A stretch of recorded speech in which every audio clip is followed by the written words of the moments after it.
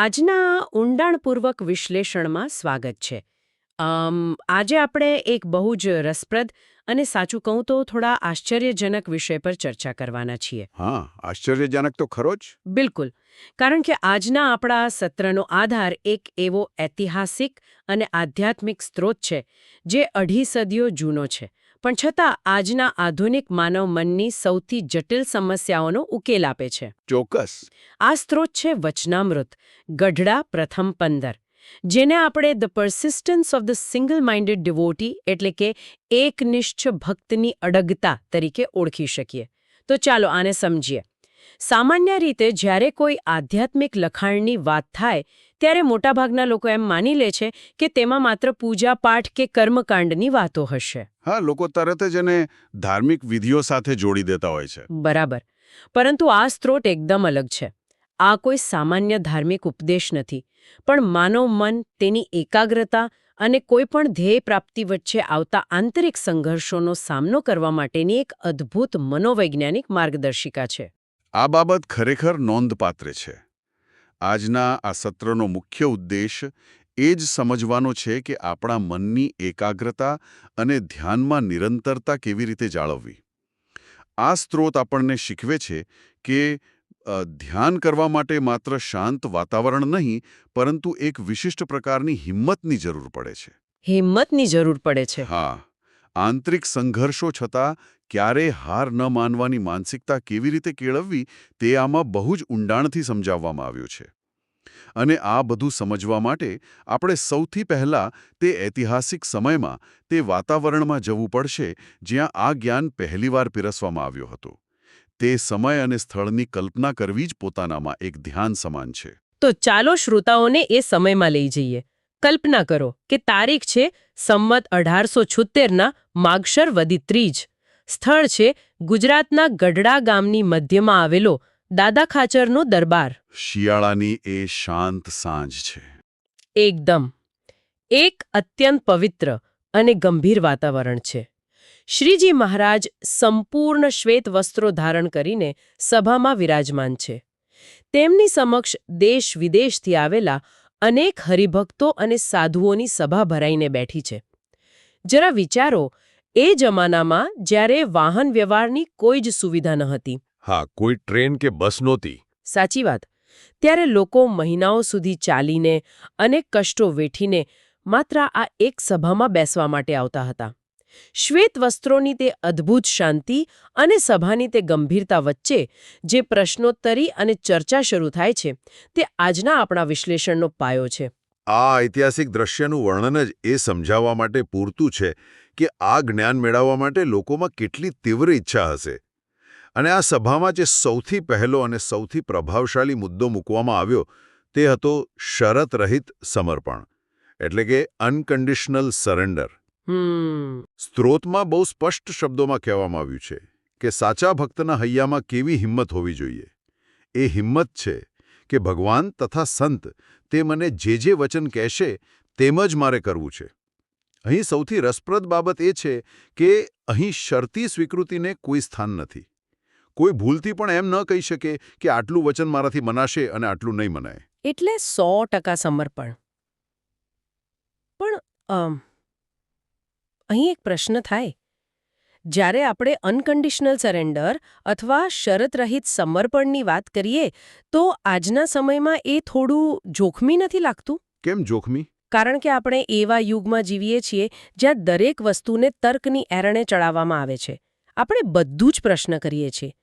તો આ આધ્યાત્મિક સમર્પણ અને આંધળા અનુકરણ વચ્ચેનો ભેદ આ સ્ત્રોત કેવી રીતે સ્પષ્ટ કરે છે? કારણ કે 100% સ્વીકૃતિની વાત ગળે ઉતારવી આધુનિક મન માટે થોડી અઘરી છે. આ એક બહુ જ વ્યાજબી પ્રશ્ન છે. આજના સમયમાં સમર્પણ શબ્દને ઘણીવાર નબળાઈ સાથે જોડી દેવામાં આવે છે. પણ અહીં જે સમર્પણની વાત છે તે કોઈ ગુલામી નથી, પરંતુ એક બહુ જ ઉચ્ચ સ્તરની માનસિક પ્રક્રિયા છે જેને આપણે કોગ્નિટિવ ઓફલોડિંગ કહી શકીએ. Cognitive offloading? હા. જ્યારે કોઈ વ્યક્તિ કોઈ મહાન સિદ્ધાંત કે યોગ્ય માર્ગદર્શક પર સંપૂર્ણ વિશ્વાસ મૂકે છે, ત્યારે તે પોતાના મનને સતત નિર્ણય લેવાના થાક એટલે કે ડિસિઝન ફટીગમાંથી મુક્ત કરે છે. સ્ત્રોતમાં સ્પષ્ટ કહ્યું છે કે કોઈએ એવું ન કહી શકે કે આટલું વચન મારાથી મનાશે અને આટલું નહીં મનાય. આવું વચન તો ભૂલથી પણ મુખમાંથી નીકળવું ન જોઈએ.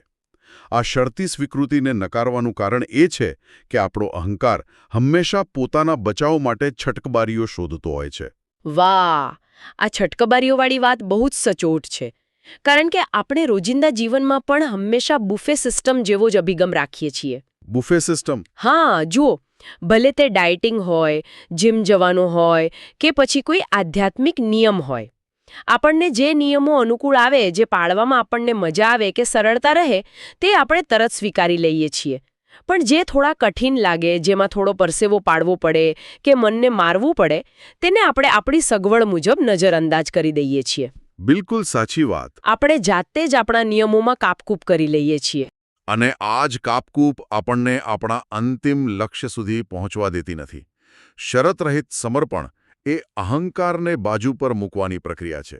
જ્યારે કોઈ કહે છે કે મને જે કહેવામાં આવશે તે જ હું કરીશ, ત્યારે તે ખરેખર તો પોતાના મનના અનંત તર્કો અને બહાનાઓ સામે એક મોટી દિવાલ ઊભી કરી દે છે. અહીં શારીરિક બળ કરતાં માનસિક હિંમતની વધુ જરૂર છે. પોતાનું ડહાપણ ન ઢોળવું અને માર્ગદર્શક પર પૂર્ણ વિશ્વાસ રાખવો એ કોઈ કાયરતાનું લક્ષણ નથી, પણ અદ્ભુત આંતરિક શક્તિનું પરિણામ છે. અને આ જ આંતરિક શક્તિ કે હિંમતની વાત જ્યારે આગળ વધે છે, ત્યારે તે ધ્યાનના વિષય પર આવે છે. અને મને લાગે છે કે અહીં વાત ખરેખર ખૂબ રસપ્રદ બને છે. કારણ કે સામાન્ય રીતે આપણે ધ્યાનને એટલે કે મેડિટેશનને કેવી રીતે જોઈએ છીએ? આપણે તેને શાંતિ, આરામ, તણાવ મુક્તિ અને મનની હળવાશ સાથે જોડીએ છીએ. હા, જાણે કે ધ્યાન એ મન માટેનો કોઈ સ્પા હોય. એક્ઝેક્ટલી.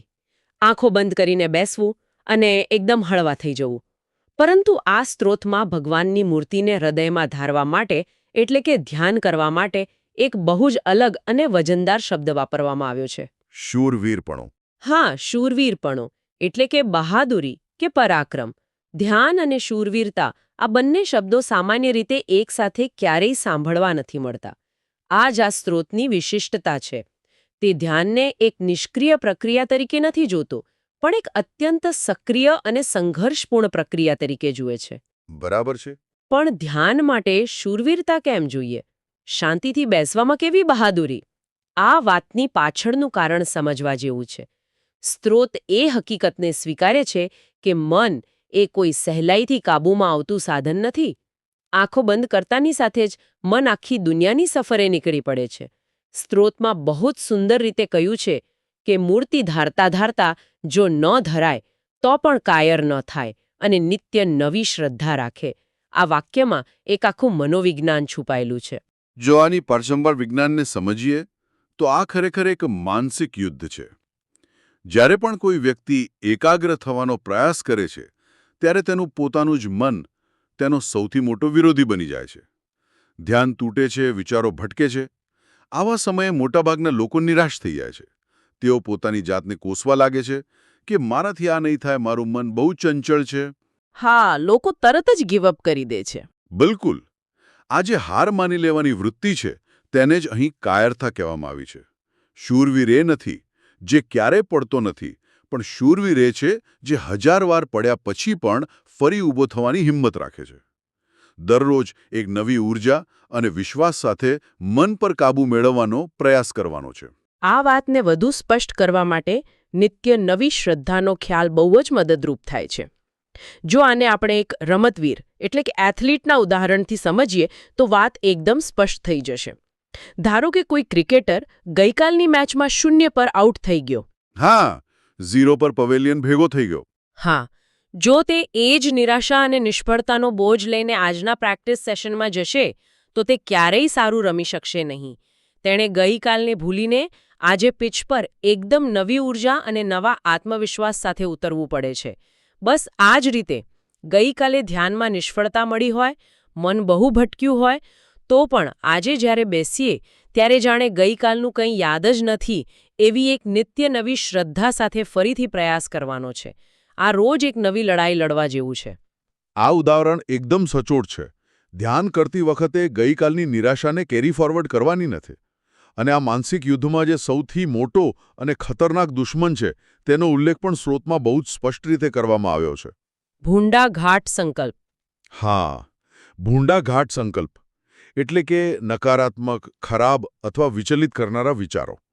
આ એક સામાન્ય અનુભવ છે કે જ્યારે પણ આપણે કોઈ સારા કામમાં કે ધ્યાનમાં એકાગ્ર થવાનો પ્રયાસ કરીએ છીએ ત્યારે જ સૌથી વધુ નકામા અને નકારાત્મક વિચારો મનમાં હુમલો કરે છે. આ તો દરેકનો અનુભવ છે. આપણે કામ કરવા બેસીએ એટલે દુનિયાભરના વિચારો મગજમાં આવવા માંડે. અને સ્ત્રોત એ વાત પણ બહુ વાસ્તવિક રીતે સ્વીકારે છે કે ક્યારેક આ વિચારો એટલા જિદ્દી હોય છે કે તેને હટાવ્યા છતાં પણ તે હટતા નથી. આપણે મનને બળજબરીથી કાબૂમાં લેવાનો ગમે તેટલો પ્રયાસ કરીએ પણ તે વિચારો મનમાંથી જતા જ નથી, જાણે કે કોઈ ચુંબક સાથે ચોંટી ગયા હોય. સાચી વાત છે. તો આવા સમયે શું કરવું? જ્યારે મન જ આપણો દુશ્મન બની જાય અને નકારાત્મકતા છોડવા તૈયાર જ ન હોય, ત્યારે આ સ્ત્રોત કયો રસ્તો બતાવે છે? આ પરિસ્થિતિ માટે સ્ત્રોતમાં જે ઉપાય આપવામાં આવ્યો છે તે માત્ર આધ્યાત્મિક જ નહીં પરંતુ આધુનિક મનોવિજ્ઞાનની દ્રષ્ટિએ પણ માસ્ટર સ્ટ્રોક છે. તેમાં કહ્યું છે કે જ્યારે આવા ભૂંડા સંકલ્પો આવે અને જાય નહીં ત્યારે બળજબરી કરવાને બદલે ભગવાનનો મોટો મહિમા સમજવો અને પોતાને પૂર્ણ કામ માનવા. પૂર્ણ કામ. હા, પૂર્ણ કામ. આ પૂર્ણ કામ શબ્દ બહુ જ ગહન છે. પૂર્ણ કામ એટલે કે સંપૂર્ણપણે સંતુષ્ટ. એક એવી અવસ્થા જ્યાં હવે કોઈ જ ઈચ્છા, કામના કે તૃષ્ણા બાકી નથી રહી. પોતાને પૂર્ણ કામ માનવા એ મનની નકારાત્મકતાને જડમૂળથી કાપવાનો શ્રેષ્ઠ માર્ગ છે. જો વ્યક્તિ પોતાને પૂર્ણ કામ માને તો તે નકારાત્મક સંકલ્પોને ખોટા સાબિત કરી શકે છે. પોતાને પૂર્ણ કામ માનવા. આ વાત સાંભળવામાં જેટલી ઉચ્ચ કક્ષાની લાગે છે તેને વ્યવહારમાં સમજવી એટલી જ રસપ્રદ છે. જો આપણે આને રોજિંદા જીવનના એક બહુ જ સરળ ઉદાહરણ સાથે સરખાવીએ તો આ કેવી રીતે કામ કરે છે? કેવી રીતે? ધારો કે કોઈ વ્યક્તિને ખૂબ જ કકડીને ભૂખ લાગી છે. હવે તે રસ્તા પરથી પસાર થાય તો તેનું ધ્યાન આસપાસની દરેક ખાવાની લારી, રેસ્ટોરન્ટ કે દુકાન પર જશે. તેના મનમાં સતત ભોજનના જ વિચારો આવશે. હા, સ્વાભાવિક છે. પણ કલ્પના કરો કે તે જ વ્યક્તિએ હમણાં જ કોઈ અત્યંત સ્વાદિષ્ટ અને ભારે ભોજન લીધું છે. તેનું પેટ સંપૂર્ણપણે ભરેલું છે અને તે પૂરેપૂરો સંતુષ્ટ છે. હવે તેની સામે ગમે તેવી ઉત્તમ વાનગી કેમને મૂકવામાં આવે, તેને કોઈ જ ફરક નહીં પડે. તે અંદરથી સંતુષ્ટ છે એટલે બહારના આકર્ષણો તેના મનમાં કોઈ સંકલ્પ પેદા કરી શકતા નથી. અદ્ભુત. આ ભોજનનું ઉદાહરણ આ સિદ્ધાંતને બરાબર સમજાવે છે. પણ જો આને આપણે આજના ડિજિટલ યુગના સંદર્ભમાં જોઈએ તો આ પૂર્ણ કામની ભાવનાનું મહત્વ વધુ સમજાશે. ચોક્કસ. આજે આપણે સોશિયલ મીડિયા પર પાર વિનાનું ડૂમ સ્ક્રોલિંગ કરીએ છીએ. પારકાની સફળતા, વેકેશનના ફોટા કે મોંઘી વસ્તુઓ જોઈને આપણા મનમાં સતત લઘુતા ગ્રંથિ કે ફોમો પેદા થાય છે. Fear of missing out. હા, ફોમો. આ બધું શું છે? આ આધુનિક યુગના ભૂંડાઘાટ સંકલ્પ જ છે. આ વિચારો એટલા માટે આવે છે કારણ કે આપણને અંદરથી કંઈક ખૂટતું હોવાનો અહેસાસ છે. મન કોઈ અતૃપ્તિ અથવા અધૂરપથી પીડાય છે. આ બહુ જ મોટો મુદ્દો છે. એટલે કે નકારાત્મક વિચારો કે ભૌતિક ઈચ્છાઓનો સીધો સંબંધ આપણી આંતરિક અતૃપ્તિ સાથે છે. બરાબર. અને એટલે જ જ્યારે આવા વિચારો હુમલો કરે ત્યારે વ્યક્તિએ ભગવાનના મહિમાનો વિચાર કરીને એવું દ્રઢપણે માનવાનું છે કે મને તો જીવનનું અંતિમ લક્ષ્ય મળી ગયું છે, મારી પાસે સૌથી મોટી સંપત્તિ છે, હું પૂર્ણ કામ છું. જ્યારે અંદર આટલી મોટી પૂર્ણતાનો અહેસાસ ઊભો થાય ત્યારે બહારની નાની નાની ઈચ્છાઓ અને નકારાત્મક સંકલ્પો પોતાની મેળે જ નિરર્થક અને ખોટા સાબિત થઈ જાય છે. તેમની પાસે ટકી રહેવા માટે કોઈ જમીન જ નથી રહેતી. અદ્ભુત. એટલે કે નકારાત્મક વિચારો સાથે સીધી લડાઈ કરવાને બદલે આપણે આપણી આંતરિક સંતોષની ભાવનાને એટલી વિશાળ બનાવી દેવાની છે કે પેલા વિચારો વામણા લાગવા માંડે. એકવાર એ સંકલ્પો ખોટા પડી જાય એટલે ફરીથી વ્યક્તિ પોતાનું ધ્યાન પોતાના મૂળ લક્ષ્ય કે ભગવાનના સ્વરૂપ પર કેન્દ્રિત કરી શકે છે. આ આંતરિક સંતોષ એ બાહ્ય અને આંતરિક બંને પ્રકારના ડિસ્ટ્રેક્શન્સને કાપવા માટેનું સૌથી ધારદાર શસ્ત્ર છે. આ કોઈ સામાન્ય સલાહ નથી. આ મનને હેક કરવાની એક ઉચ્ચ સ્તરની પદ્ધતિ છે. જો કે આ પદ્ધતિ કોઈ 1 કે 2 દિવસમાં સિદ્ધ થઈ જતી નથી. આ સ્ત્રોત આપણને એક એવા માર્ગ પર લઈ જાય છે જ્યાં ધીરજની અંતિમ કસોટી થાય છે. અને આ કસોટી વિશે સ્ત્રોતમાં જે સમયરેખા આપવામાં આવી છે તે સાંભળીને તો કોઈ પણ સામાન્ય માણસ સ્તબ્ધ થઈ જાય. એકદમ. જ્યારે મેં સ્ત્રોતમાં દર્શાવેલ એ સમયરેખા વાંચી ત્યારે ખરેખર મને ચક્કર આવી ગયા હતા.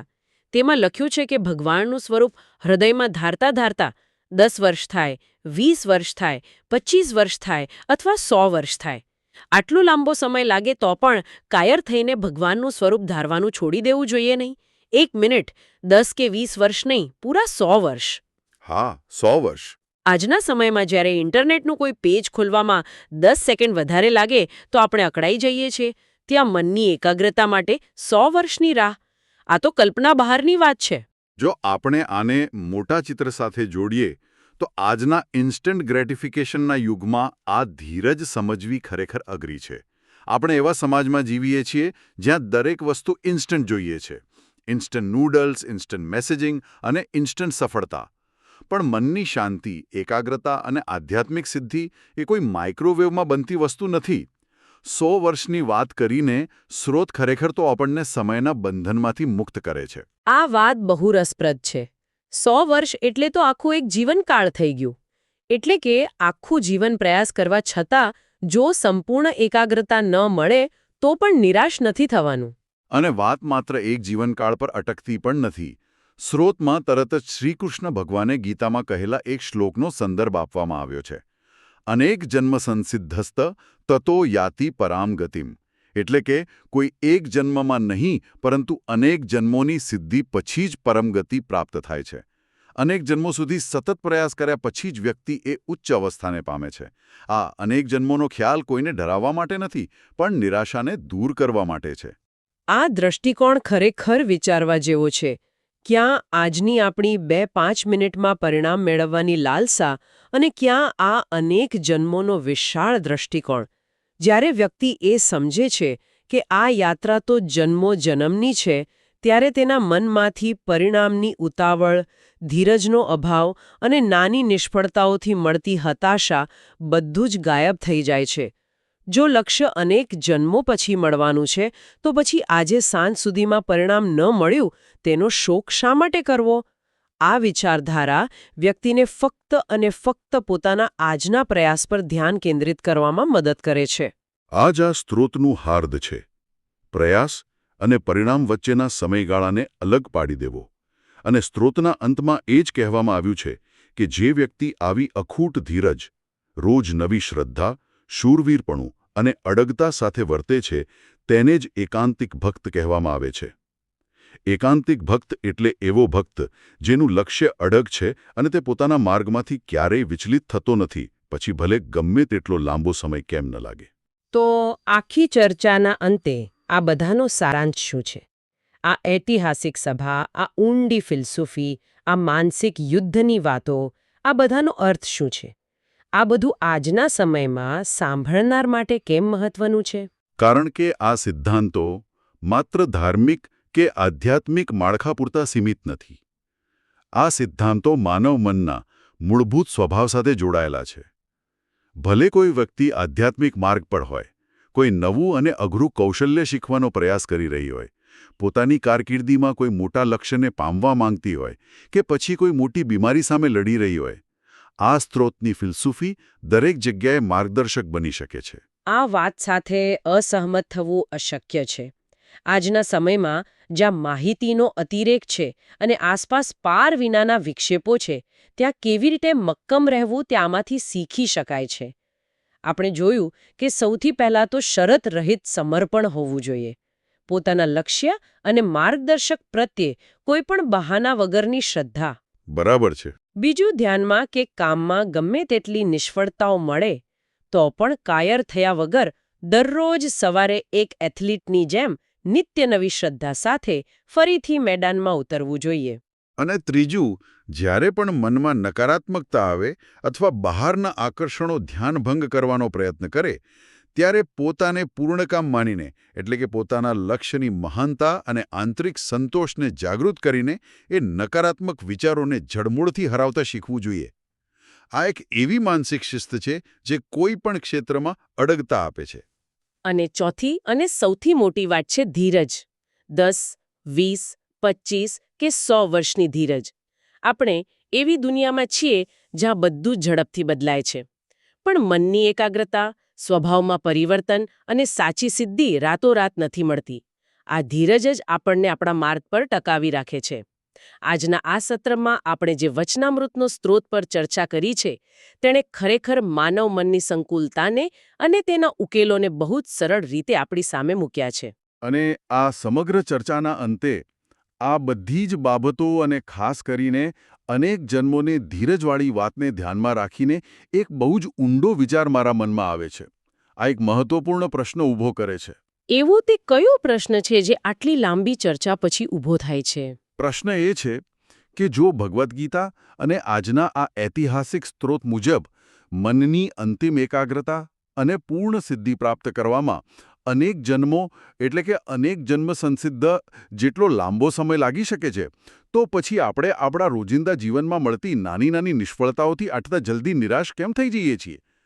આપણે 5 મિનિટ ધ્યાન કરવા બેસીએ અને મન ભટકે કે પછી કોઈ કામમાં ધારી સફળતા ન મળે તો આપણે તરત જ હતાશ થઈને આપણી જાતને દોષ આપવા લાગીએ છીએ. હા, આપણે બહુ જલ્દી હાર માની લઈએ છીએ. શું આ અનેક જન્મોનો વિશાળ દૃષ્ટિકોણ આપણને આપણી આજની એ નાની નિષ્ફળતાઓ પ્રત્યે વધુ દયાળુ અને માફીશીલ બનતા નથી શીખવતો? જો યાત્રા આટલી લાંબી હોય અને મનને જીતવું એ અનેક જન્મોનું કામ હોય, તો આજના 1-2 દિવસ ખરાબ જવાથી કે પડી જવાથી શું ફરક પડે છે? આપણે આપણી પોતાની જાત સાથે આટલી કઠોરતાથી કેમ વર્તીએ છીએ? શું આ જ્ઞાન આપણને આપણી જાત પ્રત્યે થોડી કરુણા રાખતા નથી શીખવતું? આ ખરેખર એક એવો ગહન અને સંવેદનશીલ વિચાર છે જેની સાથે આપણે આજના આ સત્રને અહીં જ વિરામ આપી શકીએ. આ પ્રશ્ન માત્ર આધ્યાત્મિક નથી, પણ આપણા રોજિંદા માનસિક સ્વાસ્થ્ય સાથે સીધો જોડાયેલો છે. જો લક્ષ્ય મોટું હોય અને યાત્રા જન્મોજન્મની હોય, તો આજની નિષ્ફળતા એ માત્ર એક નાનકડું પગથિયું જ છે, કોઈ અંતિમ પરિણામ નથી. આશા છે કે આજના આ ઊંડાણપૂર્વકના વિશ્લેષણથી ઘણી નવી અને સ્પષ્ટ દૃષ્ટિ મળી હશે. આજના સેશનમાં સ્વાગત છે. આજે આપણી પાસે જે સ્ત્રોત સામગ્રી છે ને, તે ખરેખર માનવ મનને એક અલગ જ દૃષ્ટિકોણથી જોવા માટે મજબૂર કરે છે. હા, બિલકુલ. આ લખાણ ખૂબ જ રસપ્રદ છે. આજે આપણે એક એવા લખાણ પર ઊંડાણપૂર્વક ચર્ચા કરવાના છીએ જેનું શીર્ષક છે અડગ ભક્તનો માર્ગ. જ્યારે મેં આ નોંધો અને લખાણો પહેલીવાર વાંચ્યા ને, ત્યારે સામાન્ય રીતે એવું જ લાગે કે આ કોઈ ચોક્કસ ધાર્મિક ઉપદેશ છે. મંદિરમાં પાળવાના નિયમો જેવું લાગે શરૂઆતમાં. બરાબર, કોઈ નિયમોની યાદી હશે એવું લાગે. પરંતુ જેમ જેમ આ લખાણના શબ્દો પર હું વિચાર કરતો ગયો, તેમ તેમ સમજાયું કે આ માત્ર કોઈ ધાર્મિક માર્ગદર્શિકા નથી. હકીકતમાં આ માનવ મનોવિજ્ઞાન, આંતરિક સંઘર્ષ અને અત્યંત કઠોર માનસિક શિસ્તનું એક અદ્ભુત વિશ્લેષણ છે. આ અવલોકન એકદમ સચોટ છે અને આજના આ ગહન વિશ્લેષણનો મુખ્ય હેતુ પણ એ જ છે. એટલે કે આપણે આની પાછળનું વિજ્ઞાન સમજવાનું છે. હા, આપણે 5 લખાણોનો આ છુપાયેલા સાચી ભક્તિના સિદ્ધાંતો, ધ્યાન પાછળનું જે ગહન મનોવિજ્ઞાન છે તે, અને ખાસ કરીને એક એકાંતિક ભક્ત બનવા માટે કયા પ્રકારની માનસિક શિસ્તની જરૂર પડે છે તેને ડીકોડ કરવાનું છે. અને આજના સમયમાં એ બહુ જરૂરી પણ છે. ચોક્કસ. આ સ્ત્રોતો માત્ર નિયમો નથી આપતા કે શું કરવું અને શું ન કરવું. તે એ પણ સમજાવે છે કે આખી પ્રક્રિયા માનસિક સ્તરે કેવી રીતે કામ કરે છે. ભલે આ લખાણો પ્રાચીન લાગતા હોય, પણ આજના સમયમાં પોતાના મન પર કાબૂ મેળવવા માંગતા કોઈ પણ વ્યક્તિ માટે તે એટલા જ પ્રસ્તુત છે. સાચી વાત છે. તો ચાલો આ યાત્રાની શરૂઆત કરીએ. આપણા સ્ત્રોતનો પહેલો વિભાગ બહુ સ્પષ્ટ રીતે શ્રદ્ધાના પાયાની વાત કરે છે. તેમાં એક નિયમ રજૂ કરાયો છે કે જેના હૃદયમાં સાચી ભક્તિ હોય તેણે ભગવાન અને સંત જે કહે તે જ કરવું. સંપૂર્ણ સમર્પણની વાત છે અહીં. હા, પણ અહીં મારે એક પ્રશ્ન પૂછવો છે. આપણો સામાન્ય માનવ સ્વભાવ એવો છે કે આપણે દરેક વસ્તુનું મૂલ્યાંકન કરીએ છીએ. ખબર છે ને, શું સાચું છે અને શું ખોટું તે પોતાની બુદ્ધિથી નક્કી કરવાની આપણી આદત હોય છે. તર્ક લગાવવાની આદત. એક્ઝેક્ટલી. તો શું આ પ્રકારનું સંપૂર્ણ સમર્પણ માણસની પોતાની વિચારવાની ક્ષમતા પર એક રીતે પૂર્ણવિરામ નથી મૂકી દેતું? હા, એક બહુ જ સ્વાભાવિક પ્રશ્ન છે જે કોઈ પણ તાર્કિક મનમાં ઉદ્ભવે. હું સમજી શકું છું કે આવો વિચાર કેમ આવે, પરંતુ આ લખાણ જે સ્તરની વાત કરે છે ને, તે તર્કથી બહુ ઉપરના સ્તરની છે. એટલે કે બુદ્ધિની પેલે પારની વાત છે. હા, સ્ત્રોતમાં એક ખૂબ જ ચોક્કસ વાક્ય વાપરવામાં આવ્યું છે: આટલું માનું અને આટલું ન માનું. આવું ક્યારેય ન કહેવું. હવે જો વ્યવહારિક દુનિયામાં તર્ક અને પસંદગી બહુ જ જરૂરી છે. આપણે રોજબરોજના કામમાં એ કરીએ જ છીએ. હા, એના વગર તો ચાલે જ નહીં. પણ જ્યારે આધ્યાત્મિક યાત્રાની વાત આવે ત્યારે આ આટલું માનવું અને આટલું ન માનવું વાળી જે વૃત્તિ છે, એ ખરેખર અહંકારનું જ એક સ્વરૂપ છે. અચ્છા, અહંકાર કેવી રીતે? કારણ કે જો કોઈ વ્યક્તિ એમ કહે કે આ નિયમ મારા માટે યોગ્ય છે એટલે હું પાડીશ અને આ બીજો નિયમ મને નથી ગમતો એટલે હું નહીં પાડું, તો તેનો સીધો અર્થ એ થયો કે તે વ્યક્તિ ભગવાન કે સંતને સર્વોચ્ચ નથી માનતો. તે પોતાની જ બુદ્ધિનો સર્વોચ્ચ માને છે. બિલકુલ. અને શરતી શ્રદ્ધા એ સાચી શ્રદ્ધા છે જ નહીં. આ વાતને જો હું સામાન્ય જીવનના ઉદાહરણથી સમજું તો આ જાણે કોઈ રેસ્ટોરન્ટમાં બુફે જમવા ગયા હોઈએ અને આપણને જે ભાવે તેટલું જ પ્લેટમાં લઈએ એવી માનસિકતા છે. લોકો આધ્યાત્મિકતાને પણ એક બુફે માની લે છે કે જે ગમે તે લઈ લો. બહુ જ સરસ ઉદાહરણ આપ્યું. આ બુફેવાળી માનસિકતા અહીં ના ચાલે. શરતી શ્રદ્ધા એ માત્ર એક વ્યાપારિક ગણતરી છે. તેમાં સમર્પણ નથી હોતું, માત્ર સગવડ હોય છે. સગવડતા મુજબની ભક્તિ. હા. આ લખાણ સ્પષ્ટ કરે છે કે સાચી ભક્તિમાં આવી પસંદગી માટે કોઈ જ સ્થાન નથી. સંપૂર્ણ સમર્પણનો અર્થ એ છે કે પોતાની સમજણની મર્યાદાઓનો સ્વીકાર કરવો. જ્યારે વ્યક્તિ એ સ્વીકારી લે છે કે મારી પોતાની દ્રષ્ટિ સીમિત છે, ત્યારે જ તે એક ઉચ્ચ સત્તા પર અખૂટ વિશ્વાસ મૂકી શકે છે. અને આ અહંકાર છોડવો એ કંઈ સહેલી વાત નથી. જરાય નહીં. આ અહંકારના વિસર્જનની એક અત્યંત મુશ્કેલ પ્રક્રિયા છે. આ સમજ્યા પછી હવે મને સ્ત્રોતનો બીજો વિભાગ વધુ રસપ્રદ લાગે છે. પાયો નંખાઈ ગયા પછી આ લખાણ સીધું સાધના તરફ આગળ વધે છે અને તેનો સૌથી મહત્વનો ભાગ છે ધ્યાન. હા, ધ્યાન પર આ લખાણ બહુ ભાર મૂકે છે. લખાણમાં સ્પષ્ટ લખ્યું છે કે ભગવાનની મૂર્તિને હૃદયમાં ધારીને ધ્યાન કરવું જોઈએ. પણ અહીં એક એવો શબ્દ છે જેણે મને ખરેખર વિચારતો કરી દીધો. કયો શબ્દ? એ શબ્દ છે શૂરવીરતા, એટલે કે બહાદુરી. આપણે હંમેશા એવું માનીએ છીએ કે ધ્યાન એટલે આંખો બંધ કરીને શાંતિથી બેસવું. ધ્યાન અને શાંતિ એકબીજાના પર્યાય છે એવું આપણે માનીએ છીએ. મોટાભાગના લોકોની ધ્યાન વિશેની આ જ માન્યતા હોય છે. તો પછી આ શાંત અને સ્થિર પ્રક્રિયામાં શૂરવીરતાની શું જરૂર પડી ગઈ? શૂરવીરતા તો યુદ્ધના મેદાનમાં હોય ને, ધ્યાનમાં તેનું શું કામ? આ જ આ લખાણની સૌથી મોટી મનોવૈજ્ઞાનિક ઊંડાઈ છે. જ્યારે સામાન્ય માણસ ધ્યાન કરવા બેસે છે ત્યારે તેની અપેક્ષા હોય છે કે બધું શાંત થઈ જશે. હા, મન એકદમ ખાલી થઈ જશે એવી અપેક્ષા હોય. પણ વાસ્તવિકતા સાવ વિપરીત હોય છે. જ્યારે કોઈ વ્યક્તિ બાહ્ય દુનિયામાંથી પોતાનું ધ્યાન હટાવીને અંદરની તરફ વળે છે ત્યારે મન શાંત થવાને બદલે અચાનક વધુ સક્રિય થઈ જાય છે. વિચારોનું વાવાઝોડું આવે છે. બરાબર. મન એક જગ્યાએથી બીજી જગ્યાએ ભાગે છે, જાત-જાતના વિચારો આવે છે, જૂની યાદો તાજી થાય છે, ભવિષ્યના આયોજનો મનમાં ઘડાવા લાગે છે. બહારથી ભલે માણસ શાંત બેઠો હોય, પણ અંદર એક ભયંકર આંતરિક યુદ્ધ ચાલી રહ્યું હોય છે. એટલે કે આપણે એમ કહી શકીએ કે અંદર એક કુરુક્ષેત્ર સર્જાય છે. પણ જો મન આટલું બધું ભટકે તો શું એ સાધકની નિષ્ફળતા ન કહેવાય? ના, મનનું ભટકાવવું એ નિષ્ફળતા નથી, તે મનનો સ્વભાવ છે. અને આ જ યુદ્ધમાં ટકી રહેવા માટે, વિચારોના એ વાવાઝોડા વચ્ચે અડગ રહેવા માટે જે માનસિક શક્તિ જોઈએ છે ને, તેને અહીં શૂરવીરતા કહેવામાં આવી છે. હવે સમજાયું કે આ શબ્દ કેમ વપરાયો છે. લખાણ સ્પષ્ટ ચેતવણી આપે છે કે જ્યારે આવું થાય ત્યારે ક્યારેય કાયર ન થવું. અહીં કાયરતાનો અર્થ ડરપોક હોવું એવો નથી થતો. અહીં કાયર થવું એટલે વિચારોના આક્રમણથી કંટાળી જવું, હારી જવું અને ધ્યાન છોડી દેવું. એટલે કે મેદાન છોડીને ભાગી જવું? હા. મન ભટકે ત્યારે હથિયાર હેઠા મૂકી દેવા તે કાયરતા છે અને હાર ન માનવી તે શૂરવીરતા છે. આ ખરેખર એક બહુ જ મોટો દૃષ્ટિકોણ બદલાવ છે. જો મન ભટકી જાય તો નિરાશ થઈને બેસી નથી રહેવાનું. લખાણ ઉકેલ આપે છે કે નવી શ્રદ્ધા રાખીને ફરી પ્રયત્ન કરવો. પણ આ નવી શ્રદ્ધાનો અર્થ શું થાય? શું દરેક વખતે મન ભટકે ત્યારે શ્રદ્ધા તૂટી જાય છે અને નવી લાવવાની હોય છે? શ્રદ્ધા તૂટતી નથી, પણ વારંવાર નિષ્ફળ જવાથી સાધકનો ઉત્સાહ ઓસરી શકે છે.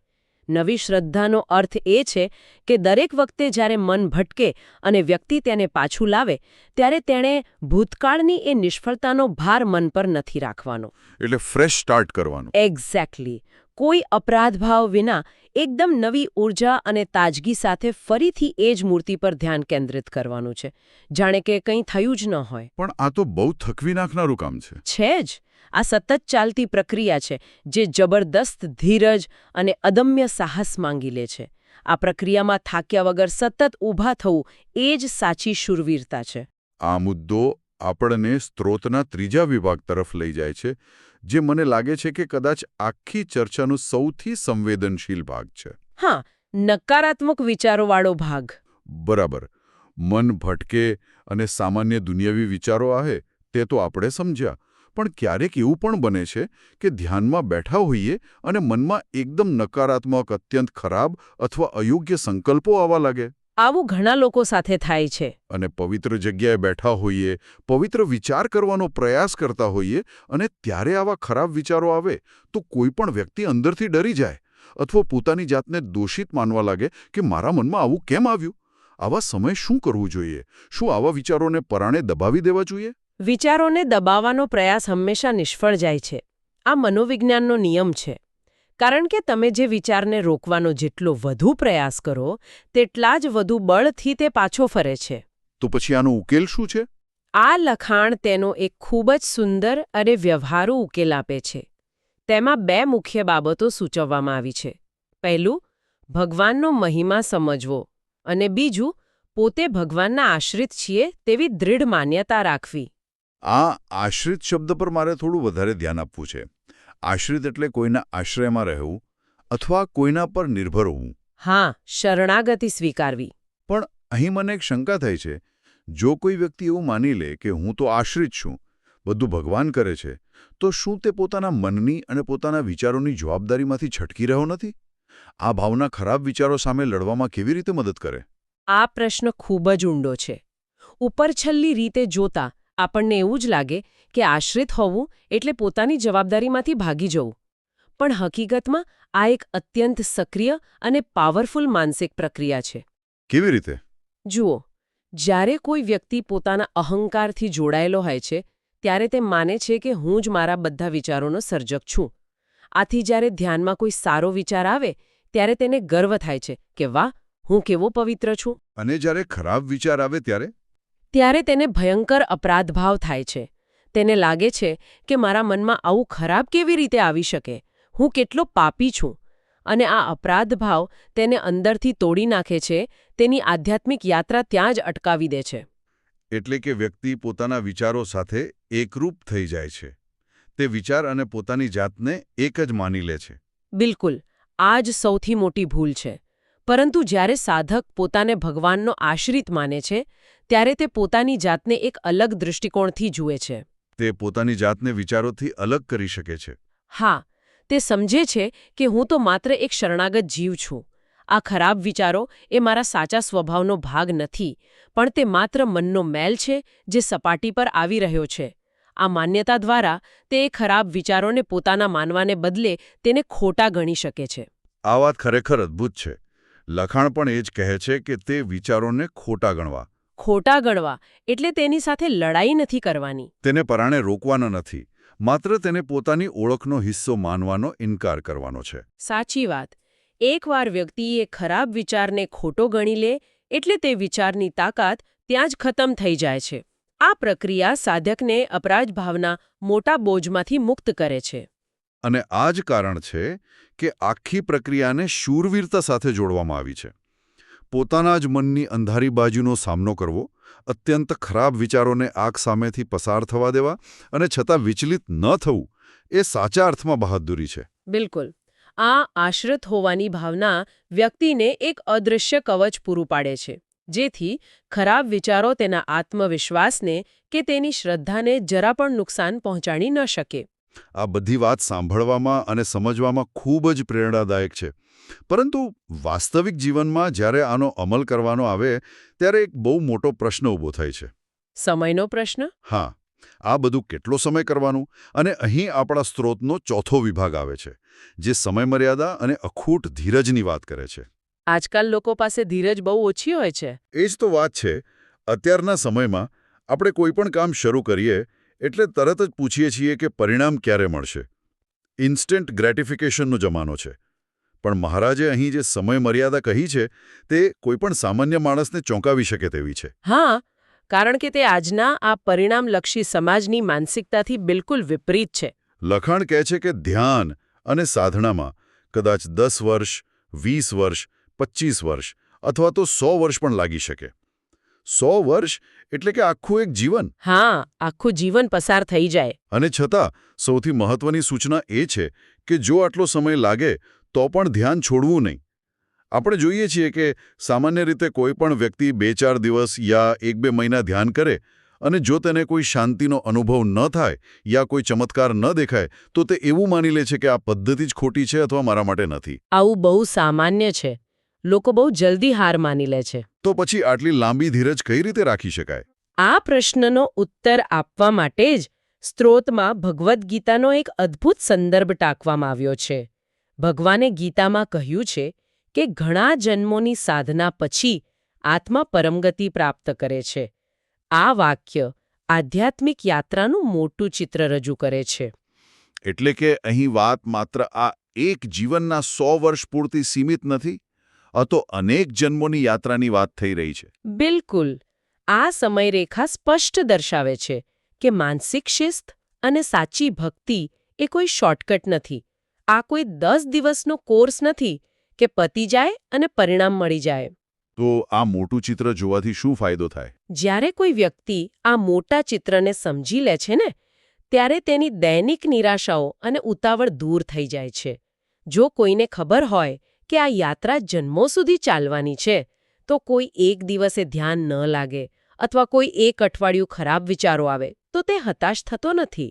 તે સ્વીકારી લે છે કે આ તો પ્રક્રિયાનો ભાગ છે. હા, તે જાણતો હોય છે કે આ એક લાંબી પ્રક્રિયાનો બહુ નાનો હિસ્સો છે.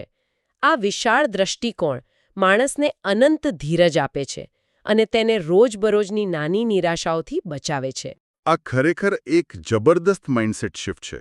જો માન્યતા એવી હોય કે મારી પાસે અનંત સમય છે તો મારે માત્ર મારા આજના પ્રયાસ પર ધ્યાન આપવાનું છે. આખી પ્રક્રિયા પરિણામ આધારિત મટીને પ્રયાસ આધારિત બની જાય છે. અને સાધનામાં પ્રયાસ જ સૌથી મહત્વનો છે. આપણે અત્યાર સુધીના 4 વિભાગોમાં જોયું કે કેવી રીતે શરત વગરની શ્રદ્ધા રાખવી, ધ્યાનમાં અડગ શૂરવીરતા દાખવવી, ખરાબ વિચારોને આશ્રિત ભાવથી ખોટા ગણવા અને અનંત ધીરજ કેળવવી. બરાબર છે. હવે આ બધા જ તત્વો ભેગા થાય ત્યારે શું બને છે? અહીં આપણા સ્ત્રોતનો 5મો અને અંતિમ વિભાગ આવે છે, જે એકાંતિક ભક્તની વ્યાખ્યા આપે છે. આ લક્ષ્ય છે. હા, લખાણ આ એકાંતિક ભક્તના 3 મુખ્ય લક્ષણો તારવે છે. ચાલો આ ત્રણેય લક્ષણોને થોડા વિસ્તારથી સમજીએ. પહેલું લક્ષણ છે કે જે વ્યક્તિ ભગવાનના વચનમાં અડગ રહે, એટલે કે જે આપણે પહેલા વિભાગમાં ચર્ચા કરી તેમ કોઈ પણ સંજોગોમાં બાંધછોડ વગર સંપૂર્ણ આજ્ઞાપાલન કરે. હા, અને આ અડગ રહેવું સામાન્ય સંજોગોમાં સહેલું છે. જ્યારે બધું સારું ચાલતું હોય ત્યારે નિયમ પાળવા સહેલા છે. પણ જ્યારે નિયમ પાળવામાં કોઈ સામાજિક વિરોધ અથવા અંગત નુકસાન વેઠવાનું આવે, ત્યારે પણ જે વ્યક્તિ એ જ નિયમ પર મક્કમ રહે છે તે પહેલું લક્ષણ સિદ્ધ કરે છે. સાચી વાત છે. કસોટીના સમયે જ સાચી ખબર પડે. ત્યારબાદ બીજું લક્ષણ છે કે જે ભગવાનની મૂર્તિનું સતત ધ્યાન કરે. અહીં આ સતત શબ્દ બહુ વજનદાર છે. આ સતતનો અર્થ એ છે કે ધ્યાન માત્ર સવારે 1 કલાક બેસીને પૂરી થઈ જતી પ્રક્રિયા નથી. તો એ શું છે? તે એક માનસિક અવસ્થા છે જે વ્યક્તિના રોજિંદા કાર્યો વચ્ચે, કામ કરતા, ચાલતા કે બોલતા સમયે પણ અંદર એક અખંડ પ્રવાહ રૂપે ચાલતી રહે છે. એટલે કે ચેતના હંમેશા જોડાયેલી રહે. બરાબર. અને ત્રીજું લક્ષણ, જે મને લાગે છે કે આખા લખાણનો આત્મા કહી શકાય, કે જે મુશ્કેલીમાં ક્યારે કાયર ન બને. આ મુશ્કેલી માત્ર બહારની નથી હોતી, આંતરિક મુશ્કેલીની પણ વાત છે. ભલે વિચારોનું વાવાઝોડું આવે, ભલે વર્ષો વીતી જાય, છતાં કોઈ પરિણામ ન દેખાય, છતાં જે સાધક યાત્રા છોડીને ભાગતો નથી તે જ સાચો શૂરવીર છે. તે ક્યારે હાર નથી માનતો. તે પોતાની નબળાઈઓનો સ્વીકાર કરે છે પણ તેનાથી હારતો નથી. આ 3 લક્ષણો જેનામાં જોવા મળે તેને જ આ લખાણ એકાંતિક ભક્ત તરીકે ઓળખાવે છે. અને આ કોઈ નાની સિદ્ધિ નથી. બિલકુલ નહીં. આ માત્ર કોઈ ધાર્મિક પદવી નથી. આ એક સર્વોચ્ચ માનસિક અને આધ્યાત્મિક સિદ્ધિ છે. આખી ચર્ચાના સારાંશ તરફ જઈએ તો સ્ત્રોતનો અંતિમ સંદેશ બહુ જ સ્પષ્ટ અને આશાવાદી છે કે ભગવાનના ધ્યાનમાં અને ભક્તિમાં ક્યારેય હિંમત હારવી જોઈએ નહીં. ક્યારેય નહીં. જે વ્યક્તિ શ્રદ્ધા અને ધીરજ સાથે સતત પ્રયત્ન ચાલુ રાખે છે તેને જ અંતે લક્ષ્યની પ્રાપ્તિ થાય છે. આ લખાણ એ વાતની ખાતરી આપે છે કે પ્રયત્ન ક્યારેય એળે જતો નથી. બસ આપણે મેદાન છોડવાનું નથી. આ અત્યંત ઊંડી અને ગહન ચર્ચાના અંતે મારા મનમાં એક એવો વિચાર ઊભો થાય છે જે કદાચ આજના સમય માટે સૌથી વધુ પ્રસ્તુત છે. કયો વિચાર? સામાન્ય રીતે આધુનિક સમયમાં આપણે ધ્યાન અને માનસિક શાંતિને એકબીજાના પર્યાય માની લીધા છે. લોકો અપેક્ષા રાખે છે કે આંખો બંધ કરીએ એટલે બધો તણાવ દૂર થઈ જાય અને એકદમ શાંતિનો અનુભવ થાય. હા, ધ્યાનનો ક્લાસીસ લોકો શાંતિ માટે જોઈન કરે છે. પરંતુ કદાચ ધ્યાનમાં બેસતી વખતે આ શાંતિની અપેક્ષા જ આજના માણસની સૌથી મોટી ચિંતા અથવા એન્ઝાયટીનું કારણ છે. જ્યારે શાંતિની અપેક્ષા સાથે બેસેલો માણસ પોતાના મનની અંદર યુદ્ધ અને ઘોંઘાટ જોવે છે ત્યારે તે હતાશ થઈ જાય છે. તે માની લે છે કે તે ક્યાંક ખોટો છે. તે પોતાની જાતને જજ કરવા લાગે છે. સાવ સાચી વાત. પણ આ સ્ત્રોત ધ્યાનને એક અલગ જ રીતે જોવે છે. તે ધ્યાનને એક આજીવન ચાલતા, અત્યંત સક્રિય અને શૂરવીરતા માંગી લેતા આંતરિક યુદ્ધ તરીકે રજૂ કરે છે. શાંતિ નહીં, પણ યુદ્ધ. હા, જો સામાન્ય જીવનમાં માનસિક શિસ્ત માટે આપણે આ શાંત અને રિલેક્સ થવાની અપેક્ષા છોડી દઈએ અને તેના બદલે સ્વીકારી લઈએ કે મન એક યુદ્ધનું મેદાન છે અને આપણે તેમાં લડતા એક યોદ્ધા છીએ, તો કદાચ નિષ્ફળતાનો ડર કાયમ માટે જતો રહે. એક યોદ્ધા ક્યારેય મૂંઝાતો નથી. બરાબર. આ યોદ્ધાની માનસિકતા અપનાવવાથી જ કદાચ સાચા અર્થમાં માનસિક શાંતિ અને સ્થિરતા મળી શકે છે. આપણે આપણા જીવનના લક્ષ્યોને જો દાયકાઓ કે જન્મોના દૃષ્ટિકોણથી જોઈએ તો આપણો રોજના સંઘર્ષને જોવાનો નજરિયો જ બદલાઈ જાય. આ ખરેખર વિચારવા જેવો અને આપણી મૂળભૂત માન્યતાઓને પડકારતો વિચાર છે. આ સ્ત્રોત માત્ર ભક્તિની વાત નથી કરતો, પણ માનવ મનની અંદર ચાલતા જટિલ વ્યવહારોને સમજવાની એક બહુ જ મહત્વની ચાવી આપે છે. મને ખાતરી છે કે આ પ્રાચીન લખાણના આજના આ વિસ્તૃત અને ગહન વિશ્લેષણથી સાંભળનાર સૌને ઘણી નવી દ્રષ્ટિ મળી હશે. હા, મને પણ એવું જ વિશ્વાસ છે. આ ગહન ચર્ચાને આપણે અહીં જ વિરામ આપીએ છીએ. ફરી મળીશું એક નવા વિષય અને નવી સ્ત્રોત સામગ્રી સાથે. ત્યાં સુધી મન સાથેના આ સંઘર્ષમાં કાયર ન બનો અને હંમેશા અડગ રહો.